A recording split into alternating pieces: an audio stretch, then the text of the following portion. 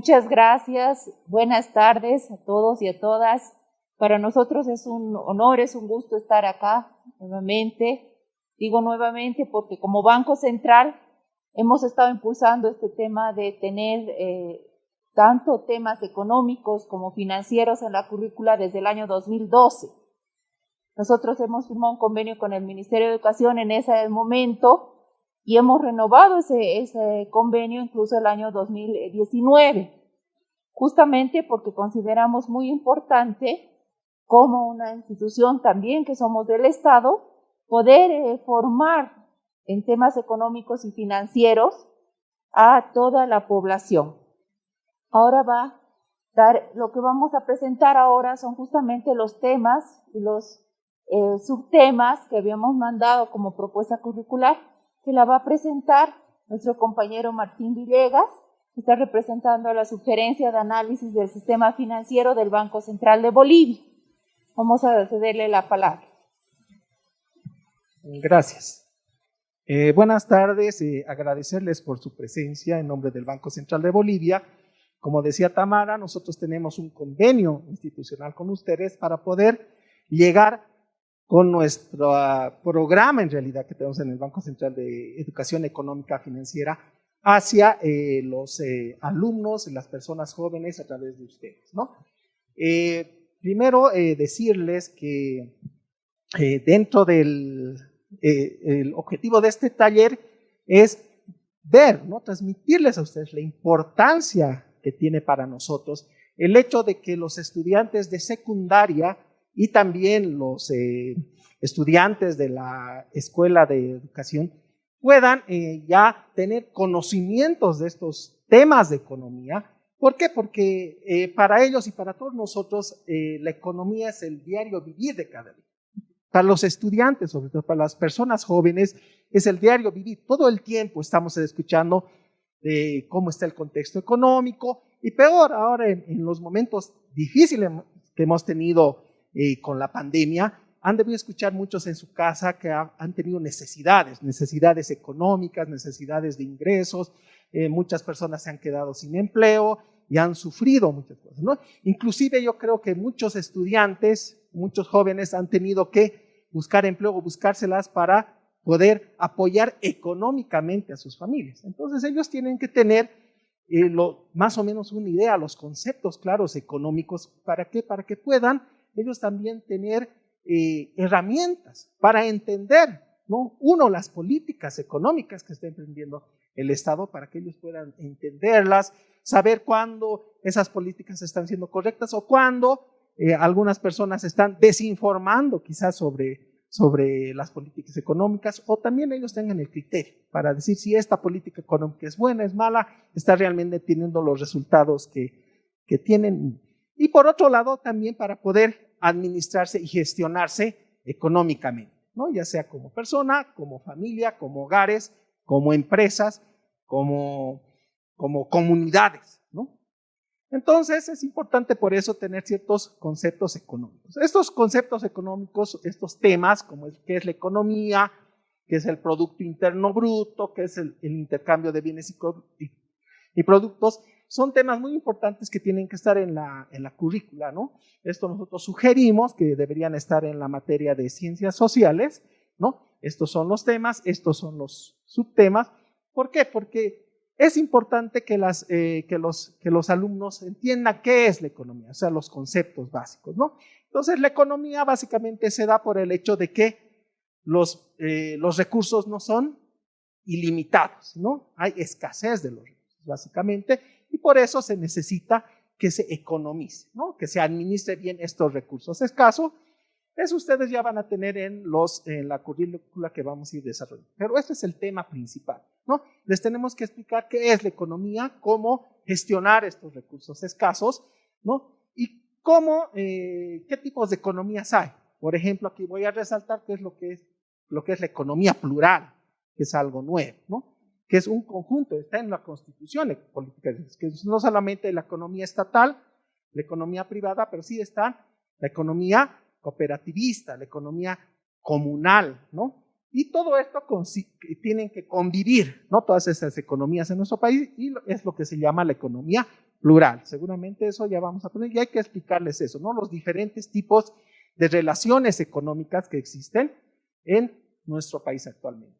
Después, por ejemplo, el Producto Interno Bruto, ¿no? Hay que explicarles cómo es que es el producto. Muchas veces este concepto vamos escuchando que el Estado va a destinar cierta cantidad de recursos, ¿no? Como un porcentaje del Producto Interno Bruto, pero muchas veces no entendemos bien qué es este concepto, ¿no?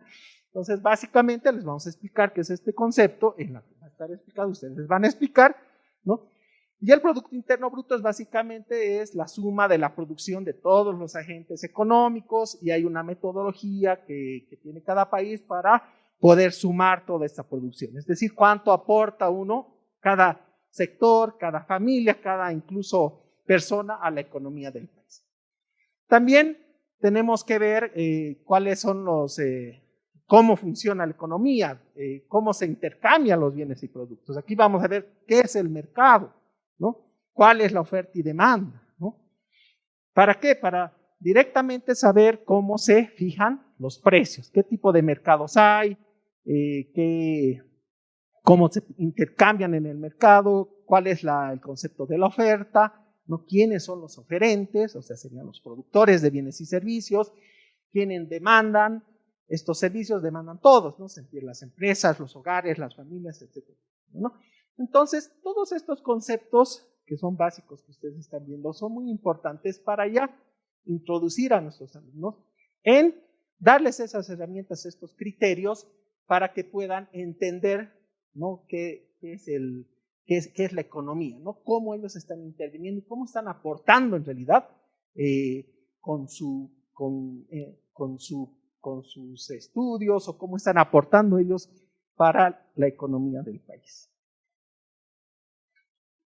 Otro aspecto muy importante y que le interesa mucho que se entienda bien, ¿no? Acabilidad para el Banco Central, es el dinero, ¿no? ¿Qué es el dinero, ¿no? Entonces, el dinero tiene tres funciones principales, que es uno, la unidad de cuenta, es un medio de pago, y también es un depósito de valor, ¿no? Entonces, ¿por qué es unidad de cuenta? Porque nosotros podemos cualquier bien y servicio expresarlo en nuestra moneda, que es el boliviano. Cualquier bien y servicio yo lo puedo expresar en boliviano. Si produzco leche, puedo decir este tarro de leche vale tantos bolivianos. Si produzco un servicio, ¿no? Si yo soy un asalariado, digo mis servicios como profesional valen tantos bolivianos mensuales, ¿no? Entonces eso ya hay que decir. ¿Qué es un medio de pago? ¿Por qué? Porque nuestro dinero lo aceptan todos, ¿no? Todos se pueden aceptar para que yo pueda intercambiar bienes y productos, ¿no? Y de eso es muy importante porque antiguamente, cuando no había dinero, todavía existía el trueque, ¿no? Y cuando existe el trueque, nosotros que intercambiamos bienes. Y no podíamos saber, no sé, cuánto maíz iba a costar una vaca, una oveja, etc., ¿no? Entonces, con el dinero se ha solucionado ese problema. Y aparte de eso, ¿no? Es un depósito de valor. ¿Qué significa que es un depósito de valor? Que yo, si lo guardo ese dinero, no pierde su valor.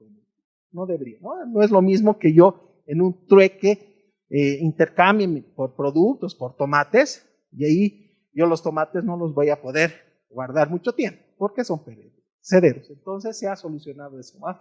Como el depósito de valor.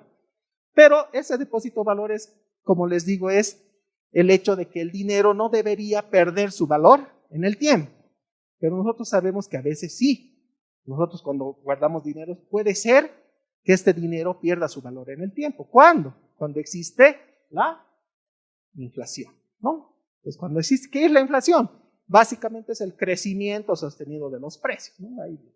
Hay baja inflación, alta inflación y todo eso. Entonces, cuando nosotros tenemos inflación, estamos perdiendo valor, ¿no? Y eso es lo que tratamos de evitar. Tratamos que nuestro dinero no se desvalorice. Eso es básicamente el tema de la inflación. Y también nos gustaría que ustedes expliquen un poco qué es la bolivianización, ¿no? ¿Cómo se relaciona la bolivianización con esto? La bolivianización es el hecho de que en nuestro país se trance con moneda nacional y no se usa esta moneda, ¿no ve? ¿Por qué es importante eso? Por el hecho de que no queremos depender de otras monedas. Sabemos aquí que también en nuestra moneda circula mucho el dólar americano. Entonces, para nosotros es importante no depender tanto de esa moneda. ¿Por qué? Porque esa moneda no la emite el Banco Central de Bolivia, la emite otro país, ¿no? Entonces se genera una dependencia, ¿no? ¿Qué pasa si el otro, Estados Unidos, que es el emisor del dólar americano, deja de emitir o emite mucho? Eso tendría un efecto directo, ¿no? Ahorita con la bolivianización, ese efecto directo ya no es tanto, ¿no? Porque nosotros también, ya la mayor parte de nuestros precios generalmente se transan en boliviano, ¿no? Y sobre todo en el sistema financiero, los depósitos y los créditos están ya en boliviano, no están en dólar, ¿no? Entonces, por eso nosotros tienen que nuestros alumnos entender muy bien la importancia del dinero y estos conceptos que les estamos proponiendo, planteando que deben tener y deben tenerlos claros.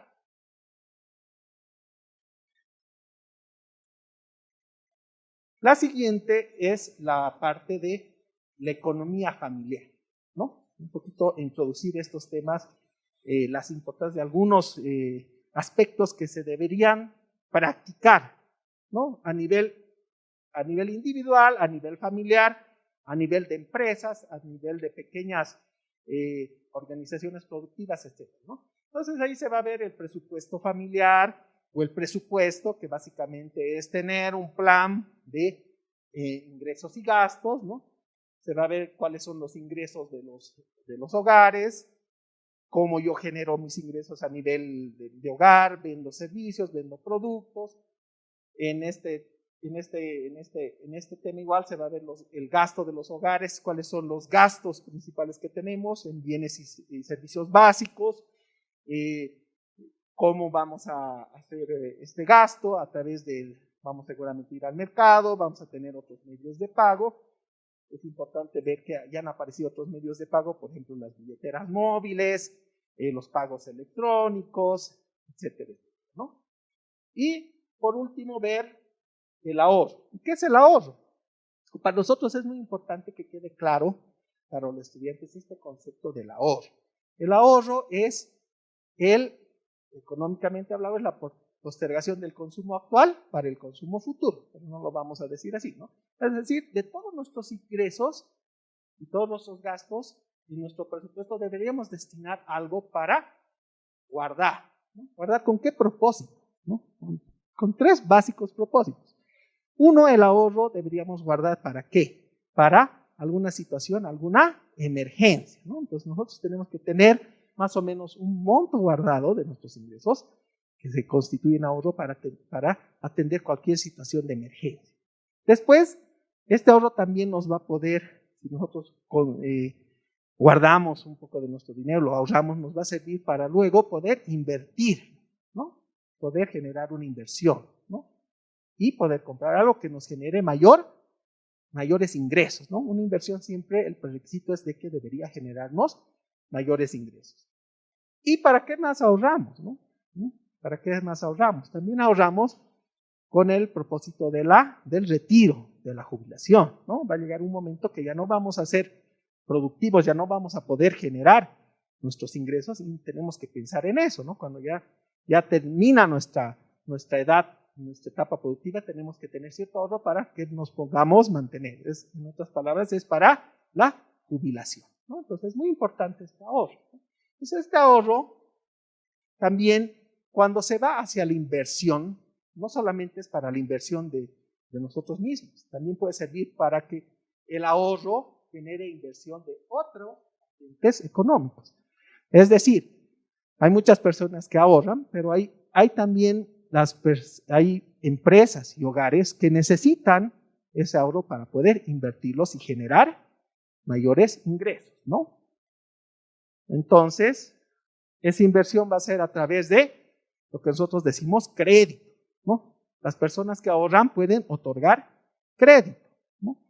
Pero esta otorgación de crédito no es eficiente si por un lado yo ahorro en mi casa, ¿no? Si yo ahorro en mi colchón o en mi ropero o algo, aparte que es peligroso, esto no estaría generando ese propósito importante económico que es que ese ahorro se vaya a la inversión, ¿no? ¿Por qué? Porque la inversión, cuando uno se presta del banco, ¿no? Esa inversión genera empleo, genera mayores ingresos y genera un ciclo económico positivo, ¿no? Por lo tanto, es importante que ese ahorro se vaya a inversión y se vaya a la inversión a través del sistema financiero, ¿no? Entonces, eso es importante que yo sepa, ¿no? Que cuando uno deposita sus ahorros en el sistema financiero, ya sea en el sistema, conocemos hay varias entidades financieras en nuestro país, están los bancos múltiples por un lado, están los bancos PYME, están las cooperativas de ahorro y créditos, están las entidades financieras de vivienda, están las instituciones financieras de desarrollo, donde nosotros podemos depositar ese dinero y esas entidades son las encargadas de canalizarlos hacia la inversión a través de los créditos, ¿no? Entonces, toda esta parte, y cómo son, hay otras entidades, como decíamos, por ejemplo, el ahorro que nosotros tenemos para nuestra jubilación, los descuentos que nos hacen las AFPs, es igual a un ahorro. ¿Y ese ahorro dónde está? Está en el sistema de pensiones, ¿no? Es muy importante también, ¿no? Está ahí, y ese ahorro a través de los bancos también está yéndose a los créditos, ¿no? A generar inversión. Luego tenemos el mercado de seguro, el mercado de valores, todos estos mercados que captan el ahorro de nuestra población para poder canalizarlos hacia inversiones, ¿no? Y eso es importante que los alumnos lo tengan presente porque esto está generando desarrollo económico, está generando empleo, está generando mayor crecimiento, que es lo que a nosotros nos interesa, ¿no? Entonces, esta parte de lo que les explicaban en la anterior diapositiva y el ahorro y crédito debería tal vez ir en la materia de técnica, tecnológica y productiva, ¿no? ¿Por qué? Porque inclusive cuando nuestros estudiantes ya salgan con estos conocimientos, no es necesario que vayan y estudien en una universidad para que puedan ya entender ciertas cosas para hacer algún emprendimiento que tengan, ¿no? Entonces ya pueden hacer su emprendimiento, pueden ellos hacer su presupuesto, pueden también tratar de buscar algún financiamiento, ¿no? Porque hay instituciones especializadas en dar créditos a emprendedores o hay bancos especializados en microcréditos que dan solamente a un productor, a pequeñas empresas, etcétera, ¿no? Y también para asesorarles a las personas mayores, quizás, a manejar un poco su economía, ¿no? Y también, combinando eso para que puedan entender nuestros alumnos cómo funciona el sistema financiero, se les tiene que hablar un poco de las tasas de interés, ¿no? Cómo calcular estas tasas de interés a partir de matemáticas financieras básicas, ¿no? Y esto tendría que estar seguramente en la materia de matemáticas, ¿no? Entonces son ciertos cálculos, ciertas razones que tienen que hacer para determinar cuál es la rentabilidad que va a generar ciertas inversiones. Si deposito en el banco, un banco le paga a uno una tasa de interés, ¿no? Entonces, ¿cuál va a ser mi ingreso? ¿Qué utilidad yo voy a recibir? ¿Cuánto dinero voy a recibir a cambio de esos depósitos que los tengo en el banco, ¿no? Y también para no caer en estafas, como en estafas piramidales, se den cuenta que cuando hay mucho interés hay que tener desconfianza. Y por otro lado, también ver que estas entidades estén reguladas, ¿no? Reguladas por la Autoridad de Supervisión del Sistema Financiero, que es la ASF, ¿no? Entonces, todo esto termina en ese esquema de cómo la economía o el aporte económico se puede generar, ¿no? Puede generar mayor desarrollo económico a través del sistema financiero y sobre todo de la inversión, ¿no? Es muy importante la inversión. Luego también nos gustaría ver que tengan en claro quién es el Banco Central de Bolivia. Básicamente el Banco Central de Bolivia, muchos no conocen, que confunden con un banco, como los dedos donde uno deja sus depósitos, puede incluso sacar un crédito. No es así, ¿no? El Banco Central de Bolivia es la autoridad monetaria del país, ¿no? Y es el encargado ¿de qué? De la emisión de nuestro dinero, que es nuestra moneda. Es el que emite el peso, no es el peso, es el boliviano, ¿no? El encargado es la autoridad monetaria que emite el boliviano y está encargado de que este boliviano sea estable, es decir, que mantenga su poder adquisitivo, ¿no? O sea, es decir, que nuestro boliviano siempre sirva para tratar de comprar la misma cantidad de bienes y servicios. Es una tarea difícil, pero en los últimos tiempos hemos visto que tenemos una inflación que decimos baja y eso nos permite mantener el poder adquisitivo del Banco Central de Bolivia. Y aparte de eso, el Banco Central de Bolivia también tiene, para mantener este poder adquisitivo, usa la política monetaria, ¿no? Tiene ciertos instrumentos de inyección de dinero o retiro de dinero de la economía para poder mantener baja la inflación y aparte también administra las reservas internacionales, también el Banco Central norma el sistema de pagos y define en cierta forma al administrar las reservas internacionales, coordina y define la política cambiaria, ¿no? Que es el tipo de cambio. En palabras, y aparte también tiene influencia sobre lo que es el sistema financiero nacional, ¿no? Influye sobre el sistema financiero. Entonces, es importante eso que nuestros alumnos vean qué es el Banco Central, qué es la autoridad monetaria y cuál es su rol y cuál es su participación importante en el plano, sobre todo macroeconómico, ¿no? Sobre todo en lo que es la política monetaria. Por último, esta parte y la anterior parte también deberían estar en lo que es la materia de ciencias sociales, ¿no? Esta parte también es importante sobre profundizar en lo que es la historia económica de Bolivia, ¿no? Y cuál es, sobre todo, cuál ha sido la participación del Estado dentro de este Estado, ¿no? Nosotros sabemos que la participación del Estado define un poco las políticas económicas que va a haber, ¿no? Hay economías donde la participación del Estado es casi total, ¿no? Son las economías donde el Estado posee todos los recursos económicos. Por otro lado, también tenemos la participación del Estado que es mínima, que el desarrollo económico se lo delega básicamente al sector privado, ¿no? Que es el otro extremo, ¿no?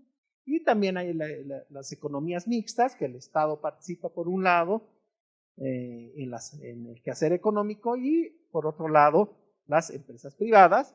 Y en nuestro caso ya les explicaba que es muy importante que entendamos que en nuestra economía existe la economía plural, ¿no? Las relaciones económicas ya pueden ser entre privados, el Estado participa en la economía, también hay organizaciones cooperativistas, hay la economía comunal, ¿no? Que también se reconoce las relaciones económicas de las comunidades y también existe la economía privada, ¿no? Que cualquier privado también puede producir sus bienes, servicios, etcétera, libremente, ¿no? Entonces es importante que se conozca eso, que estas son las relaciones económicas que existen, ¿no?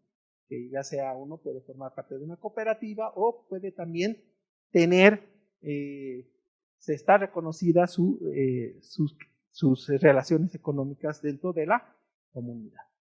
Entonces, con esto, digamos, estamos concluyendo. Esta es nuestras sugerencias, nuestro pedido desde el Banco Central de Bolivia para que vean cuál es la importancia, ¿no? De que todos estos temas, esos temas estén dentro de la currícula y se puedan transmitir ya desde el nivel secundario, ¿no? Sobre todo a los alumnos para que tengan estos conocimientos ya y puedan salir mejor preparados, ¿no? Del colegio y también puedan transmitir eso, digamos, a las personas mayores, a sus padres, etc., ¿no? No sé si tienen alguna consulta.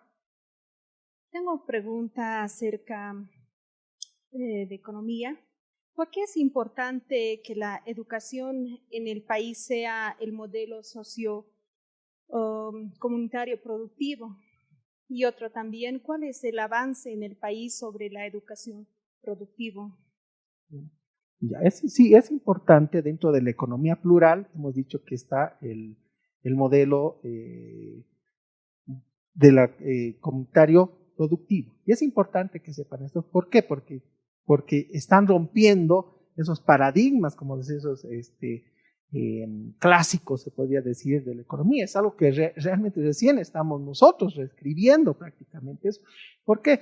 Porque la economía comunitaria, digamos, hay muchos, por ejemplo, la economía liberal o la economía tradicional te dice que siempre tienes que maximizar tu beneficio, ¿no?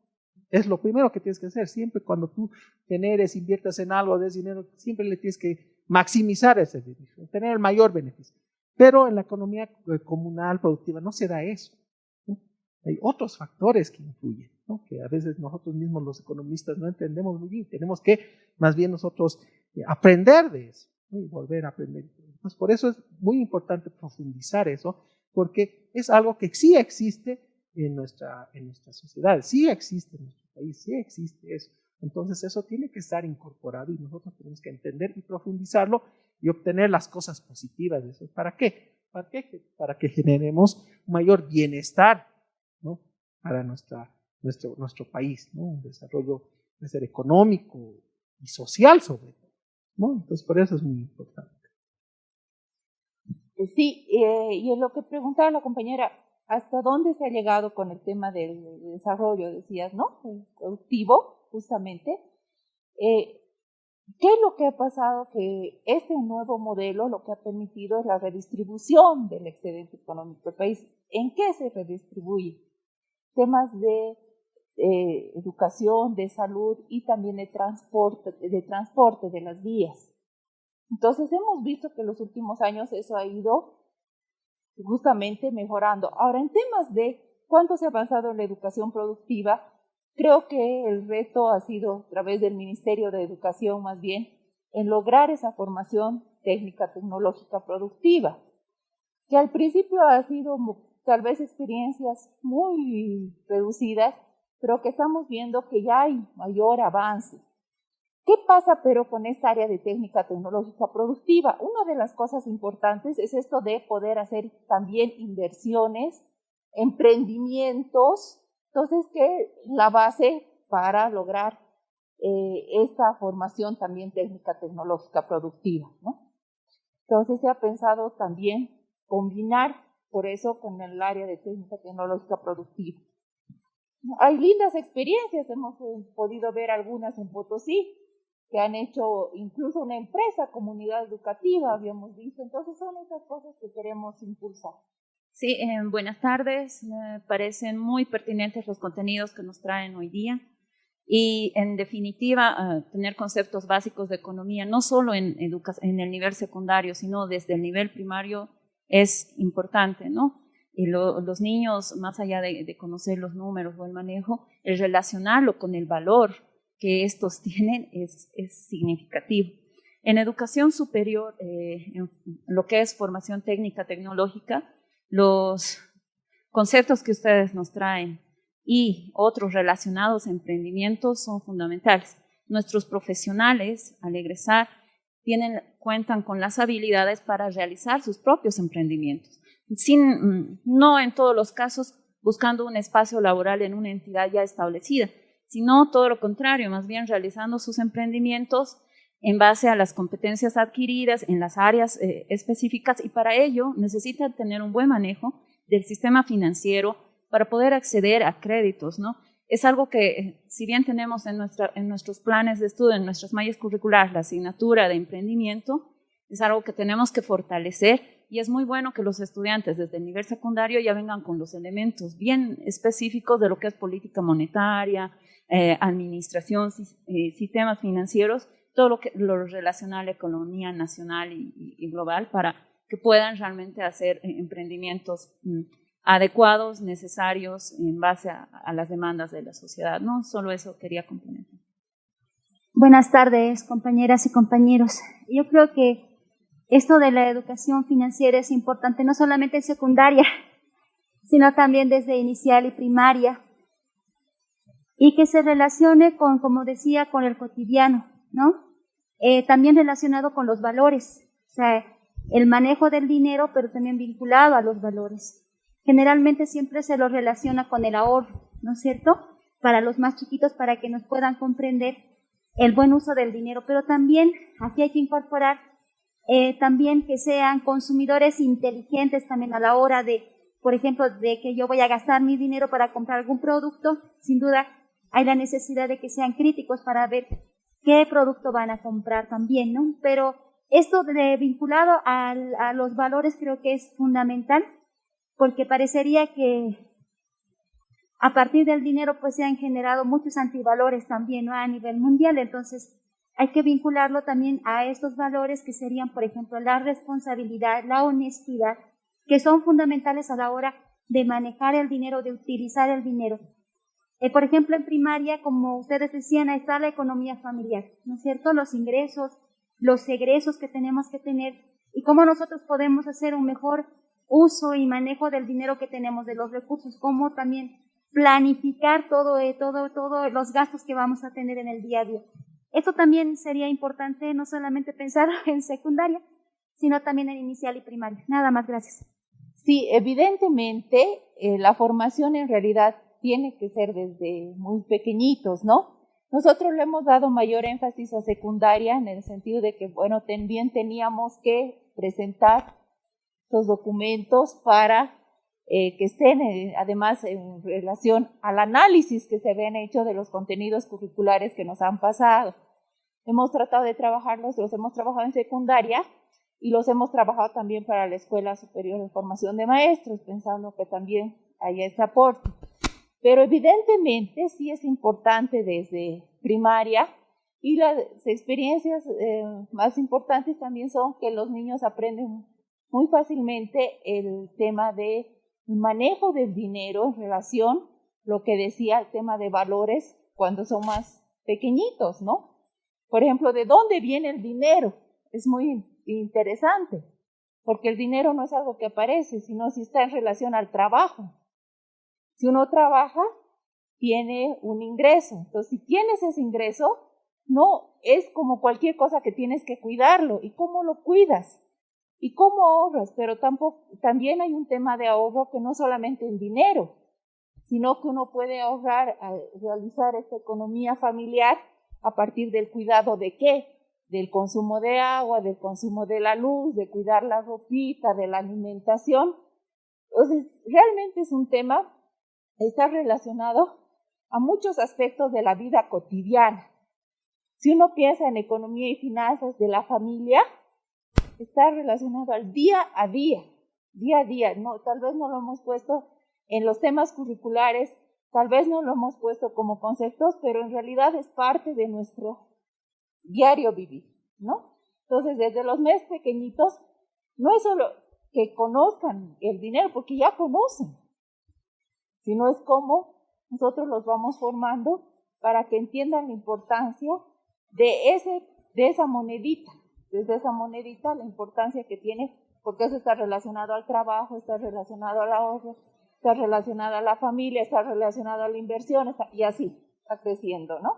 Entonces, evidentemente, para nosotros también sería muy importante que pueda estar en primaria, pero como les digo, nosotros hemos hecho el esfuerzo de los tiempos que nos han dado poder tenerlos, por lo menos para secundaria y para la Escuela Superior de Formación de Maestros.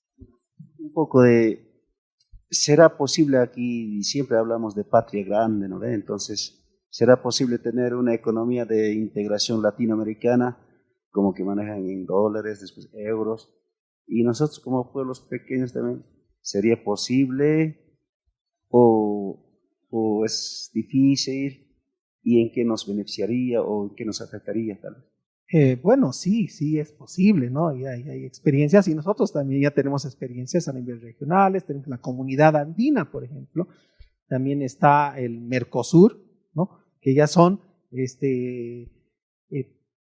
convenios de integración, ¿no? Y precisamente es ¿para qué? Para poder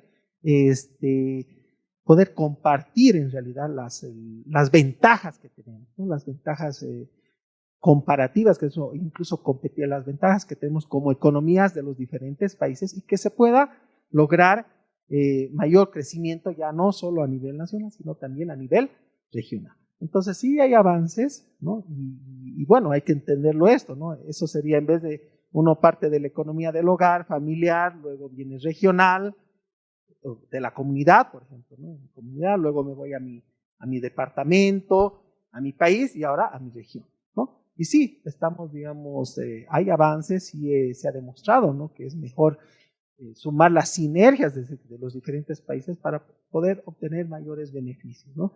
En el plano económico, principalmente, pero siempre se avanza en esto en el plano económico, luego ya viene el plano social, incluso ya a nivel ambiental, ¿no? A nivel ambiental hay políticas comunes en diferentes países, ¿no? Pero sí es posible y es lo que se pretende hacer también. Buenas tardes.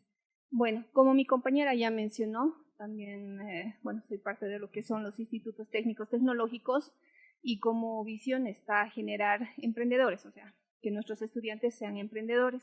Entonces, viendo un poco las temáticas que han mencionado, quisiera ver si nos podrían dar tal vez hasta qué profundidad o cuál tendría que ser el alcance que tendrían que, en este caso, llevar nuestros estudiantes para poder, digamos, salir así emprendedores, ¿no? Sí, gracias. Bueno, el primer punto para explicarles que pueden ser emprendedores es un poquito cambiar esa mentalidad, ¿no? que teníamos nosotros a salir, que siempre tengo que pertenecer o ser un asalariado, por ejemplo, ¿no? Que tengo que entrar a una empresa pública o una empresa privada, ¿no? Entonces, un poquito moverles esa mentalidad de que no es necesario de que yo tenga que sí o sí depender de alguien o trabajar para alguien, ¿no? Que también puedo generar mis propios emprendimientos, mis propios ingresos, ¿no? Y por eso, con estos conceptos que nosotros creemos que ya estarían preparados para poder entender, ¿no? Por ejemplo, calcular un presupuesto, ¿no? Pues cuando ya ustedes les enseñan, van a poder ver cuáles son sus ingresos, cuáles son sus gastos y cuánto le va a quedar de remanente y si ese remanente realmente vale la pena para poder generar este emprendimiento, ¿no? Entonces ya va a tener esos conceptos y sobre todo esto, ¿no? El financiamiento, ¿no? Es muy importante, es decir, que aparte, digamos, para poder yo realizar un emprendimiento, aparte de yo tener, digamos, un cierto dinero, no es necesario tener todo el dinero, ¿no? ¿Por qué? Porque hay fuentes de financiamiento, hay alternativas donde yo puedo conseguir el dinero restante que me falta para poder realizar es decir, para poner una empresa, para comprar una maquinaria, no sé, para poner un restaurante, etcétera, ¿no? Entonces, cuando ya tiene estos conocimientos básicos, sí, van a sentirse en realidad seguros de realizar estos emprendimientos, ¿no? Y no ya tener esa mentalidad de que yo tengo que estudiar y bueno, y tengo que luego ir a trabajar siempre para una empresa pública, una empresa privada, etc. Aquí es importante también en estos contenidos que hemos puesto esta parte de endeudamiento sano y sobreendeudamiento. Es importante porque justamente el tema de hacer emprendimientos tiene que ser, por eso es que partimos del presupuesto familiar, de esta parte de economía familiar, porque si ahí saben manejar los recursos, también ya después pueden hacer como estos pequeños emprendimientos, ¿sí? Y aquí hemos puesto fundamentalmente esto de endeudamiento sano y sobreendeudamiento para que sepan que se requiere de un análisis para hacer estos créditos, porque yo tengo que saber cuánto me puedo prestar, cómo voy a poder pagar para no tener retrasos, etc. ¿Sí? Es una planificación no de corto plazo, sino más bien mediano y largo plazo que me cubre. Por eso está este tema aquí. Y estas matemáticas financieras que también son básicas, porque ellos tienen que saber cómo se calcula, cuándo cambia el tema de el pago, etc. Entonces son estos temas que vienen desde tema de economía familiar que va a ayudar justamente para estos emprendimientos, ¿no? Y que sepan que también hay otro tipo de financiamientos, por ejemplo, a través de mercados de valores. Estos son temas que para nosotros son fundamentales en ese aspecto. Bueno, muchas gracias, muy buenas tardes. Bueno, es importante, ¿no?, poder abordar estos contenidos de economía, como así también de matemática financiera, más que todo cuando nuestro modelo educativo es sociocomunitario y tiene ese enfoque productivo. Hace un momento nos hacía mención referente a que el Banco Central de Bolivia es el ente rector de control del sistema financiero de nuestro Estado plurinacional. Y cuando hablamos pues ya de un sistema financiero internacional, un sistema financiero mundial, inclusive es mucho más complejo, ¿no?, considerando los diferentes modelos políticos, económicos que se tienen en diferentes países. Pero sin embargo, ¿quién ejerce ese control, ¿no?, en el sistema financiero internacional? Sabemos de que las diferentes monedas, bueno, hace muchísimos años una moneda se sustentaba en función a las reservas internacionales, a sus reservas de oro inclusive, pero ya después de una crisis económica, Estados Unidos empieza a sustentar su dólar en función al petróleo. Referente a la impresión de dólares, a la impresión de billetes en los diferentes países, ¿de qué manera se hace ese control a nivel internacional? Porque eso es sumamente importante también cuando hablamos de economía. Bueno, gracias por la pregunta. Bueno, aclara que el rector de nuestro sistema financiero en realidad es la ASFI, ¿no?, la Autoridad de Supervisión del Sistema Financiero, y sí nosotros somos rectores, pero a la parte del sistema de pagos, ¿no? El sistema de pagos es las formas, los pagos que se dan entre las entidades bancarias que nosotros las regulamos. Cuando ustedes utilizan su tarjeta de débito, su tarjeta de crédito o la billetera móvil, eso está regulado primero, o sea, la normativa está regulada por el Banco Central y la ASFI hace el seguimiento y el control para que no haya un mal manejo de estos instrumentos, que se puede decir, de pagos y todo eso, ¿no? Y todos los países tienen, ¿no?, tienen sus autoridades, sus supervisores, ¿no?, al respecto de los sistemas financieros, ¿no? En cuanto a las monedas, como decía, cada país tiene su banco central, que es su autoridad monetaria y la que emite la moneda, se puede decir, emite los billetes, ¿no? En el caso del dólar, se llama la Reserva Federal de Estados Unidos, que es la que emite el dinero, y la emite en base a su política monetaria, ¿no? Y cómo es, ellos dependiendo de cuál es su política monetaria van a emitir o meter más dólares a la economía o van a recoger dólares de la economía. Básicamente eso hace la política monetaria. Recoge o inyecta el dinero a la economía o recoge el dinero de la economía. Lamentablemente, bueno, hay países como ahorita ustedes han debido escuchar la noticia, que el euro, antes, ¿cuántos euros costaba un dólar? Hace años. Más o menos era 10 euros se pagaba por dólar, ¿no? Y la noticia actual es ¿cuál? Que ahorita se paga 1 euro por un dólar. Entonces, ¿qué ha pasado con el euro? El euro se ha devaluado, ¿no? Ha perdido en cierta forma su valor. ¿Eso nos afecta a nosotros?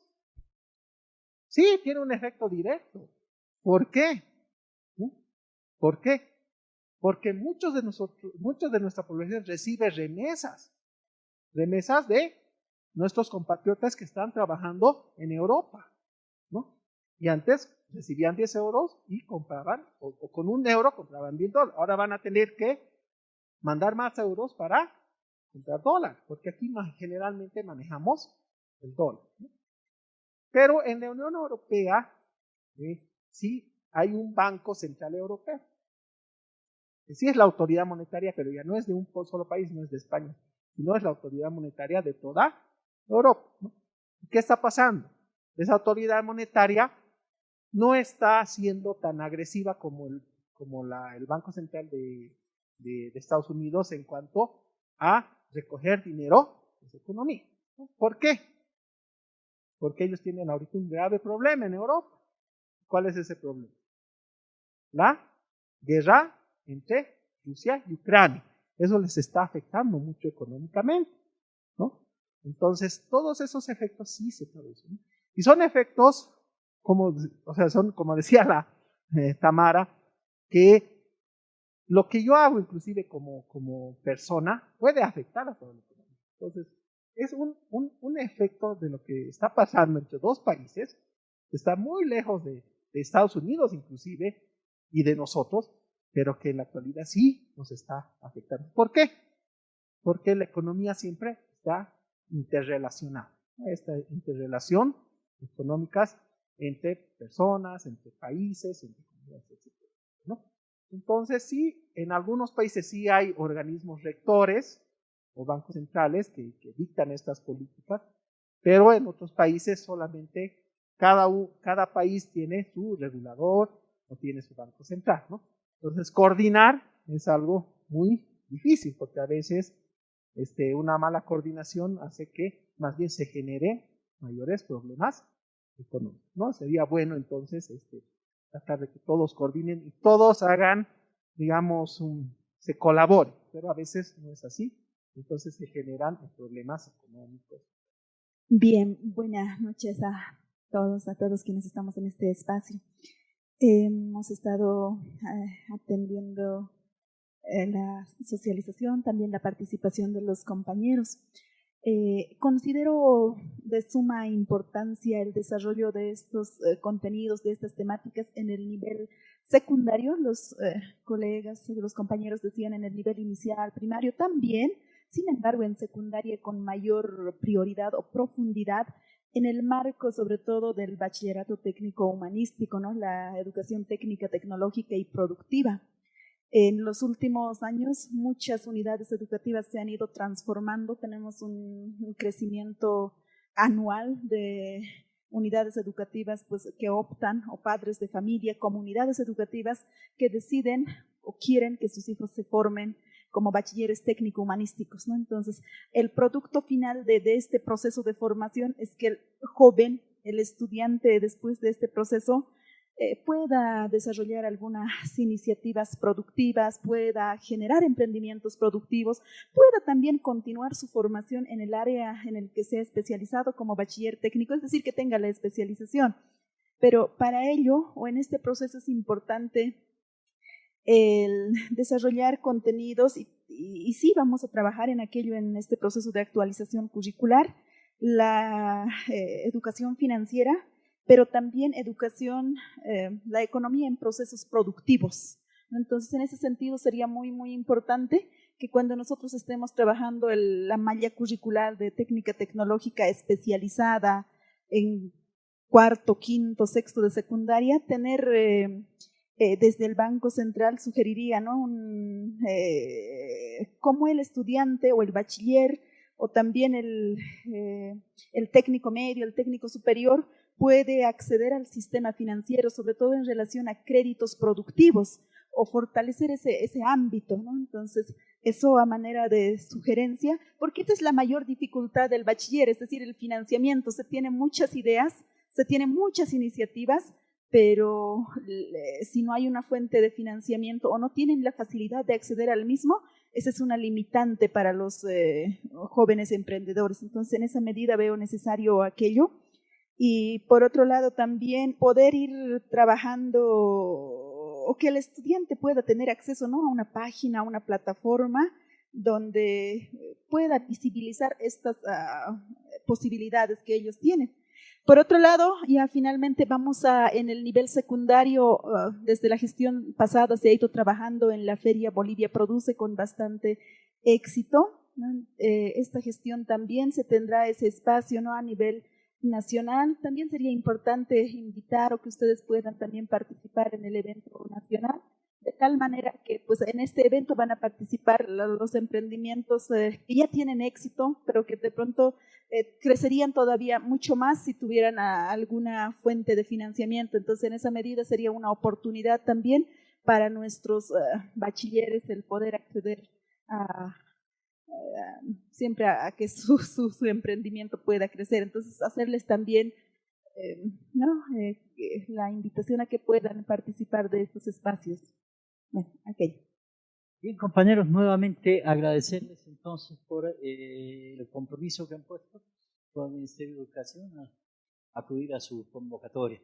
Queremos decirles que es importante que ustedes sepan que los compañeros que están acá, todos ellos, de uno u otro modo trabajan con currículum. están trabajando con los currículos. Por eso es una audiencia selecta, puede decirse, de tantos que son del Ministerio de Educación, ¿por qué solo? No, son las personas que trabajan con currículos.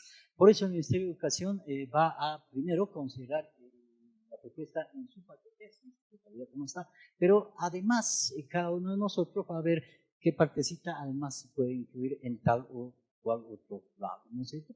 Compañeros, muchísimas gracias. Además, lo que decía la compañera, que es importante, ella trabaja en la parte de secundaria, técnica y tecnológica.